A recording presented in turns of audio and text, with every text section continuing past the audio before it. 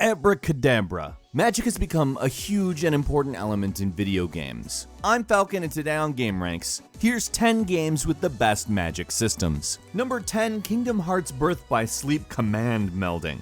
Now, command melding wasn't exclusively magic, but when magic entered the mix, that's when it was fun. You could take various attack commands, various magic commands, combine them together, and although the very first way you might describe the thing that comes out isn't necessarily quote-unquote a magic trick, it's pretty easy to start thinking about it that way when you realize that it's the only Kingdom Hearts game that lets you do this. And it provides such flexibility and depth in gameplay, it just totally opens up your entire move set and gives you some leeway to use creativity to create more devastating and therefore more useful attacks. Now, it's not the only system of its kind, it's not even the only system of its kind on this list, but Kingdom Hearts Birth by Sleep accomplished something really detailed and intricate and interesting. One might call it magic. Number 9, Black and White had a really tricky and interesting way of having you make magic. You see, instead of selecting it from a menu, you could have access to all the leashes and miracles and magic in the game through the use of gestures. To do a gesture, you would draw something with the mouse, and if it was done correctly, this really cool sort of explosion of light happens out of your drawing, and the miracle or leash happens. Now, you could do it in combat, you could do it outside combat, and it was a really satisfying way of doing it. It gave you a new thing to memorize, and it created an element of the game that felt more like real magic. It felt like the mouse was your wand, and you were actually performing magic tricks. Number 8 is Okami, which features another drawing mechanic, but before I actually go into detail, I have to acknowledge what Okami looks like. The game goes out of its way to characterize itself as a drawing and has specific story reasons that this is why you draw with a celestial brush with various different techniques to invoke various interesting effects upon the world. For instance, if you drew a circle around a plant, you could restore cursed plants or hurt plant-based enemies. You could draw a circle in the sky and it would prolong daytime. You could connect two objects with a U and it would act as a magnet in between them. And because this game came out on Wii, you just used the controller to draw it on the screen. Each ability had a celestial brush god that governed the ability that was associated with it. They represent the 12 members of the East Asia Zodiac plus the cat, and these abilities are deeply ingrained in the story and culture of the game. Number 7 is Dragon's Dogma. I think you know exactly what I'm talking about with Dragon's Dogma. The spells in Dragon's Dogma are basically natural disasters that you just call on. They're like the animations in Bayonetta, except you control them. You just set them loose on people. The way you target them and cast them is very cool, but it's really the end result. You want to literally just start a tornado that rips an enemy to shreds? Yeah, go ahead and do it. It looks as epic as it should too.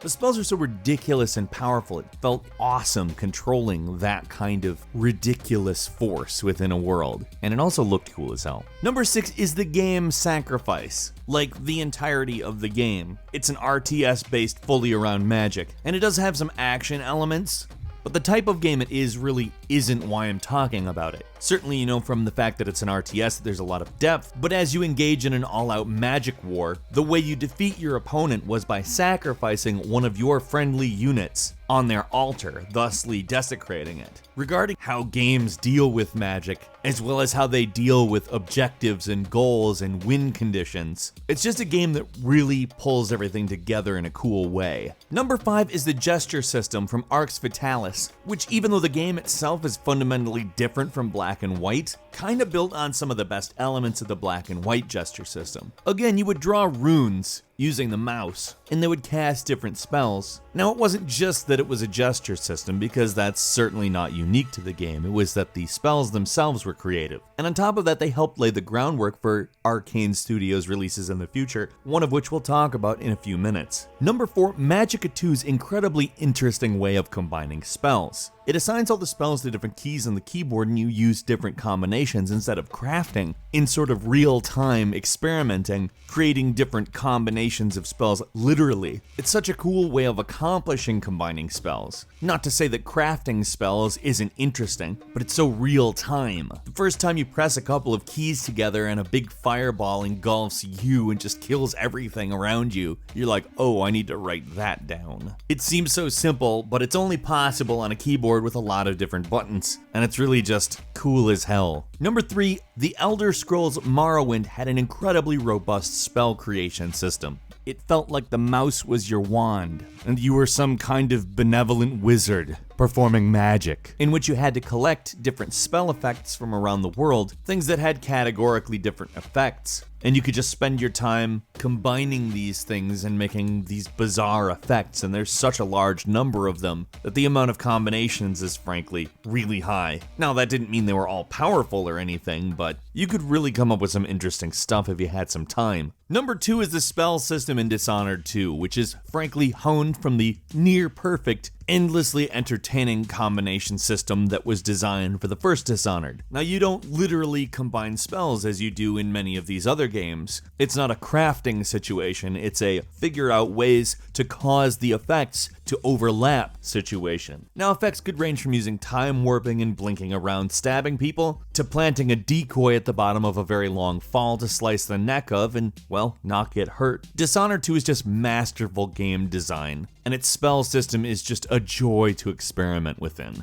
To call the stuff that happens in this game magic it's an understatement. And finally, number 1, those concepts are taken to another level in Divinity Original Sin. Now, I'm not going to make any assertions as to which game is more fun or better or anything like that, but a lot of those same spell casting concepts and environmental interaction that we saw in Dishonored, particularly in Dishonored 2, is also on display in Divinity Original Sin, except they go way further with the environmental interaction. And obviously it's not the exact same kind of game, there's a lot of different mechanics to it, particularly the perspective you experience everything in the game from, and the fact that one is a real-time first-person experience and the other is a turn-based RPG. Still, oddly enough, they really intersect in the ideas. Frankly, I think if you bring up one, you need to bring up the other because it's the same kind of thing presented and executed in a totally different way. It's also no coincidence that 1 and 2 on this list are some of my favorite games of all time, certainly of the last decade. And yeah, when it comes down to it, magic looks really cool and it's just plain fun.